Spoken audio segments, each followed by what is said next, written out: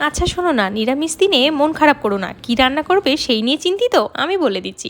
বাড়িতে কয়েকটা পটল থাকলে গরম তেলে ভালো করে ভেজে নাও নুন দিয়ে। এবার একটা মশলা রেডি করো।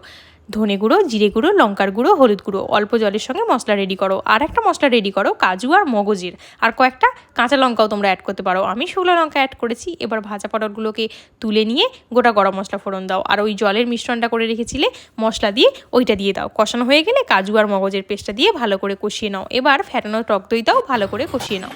এরপরে ওই ভাজা পটলগুলোকে দিয়ে দাও, আর ওই পটলগুলোকেও কিছুক্ষণ প্রায় 10 মিনিট মতো রান্না হতে দাও। এরপর চিনি দাও আর দাও গরম মশলার গুঁড়ো ফ্লেভারের জন্য। ব্যাস রেডি তোমার দই পটল। এই রান্নাটা কিন্তু ভীষণই সহজ, কিন্তু খেতে দারুণ টেস্ট। এই রান্নাটা নিরামিষ দিনে একবার বানিয়ে দেখো। হাতের সামনে পটল তো সবার থাকে, তাই চট জলদি এই রান্নাটা বানিয়ে ফেলো। আর আমায় জানিও কেমন হয়েছিল। ওপর থেকে একটু ঘি দিয়েছিলাম। দেখো তো খুব সুন্দর টেস্ট হয়েছে। কেমন লাগলো অবশ্যই জানিও। টাটা।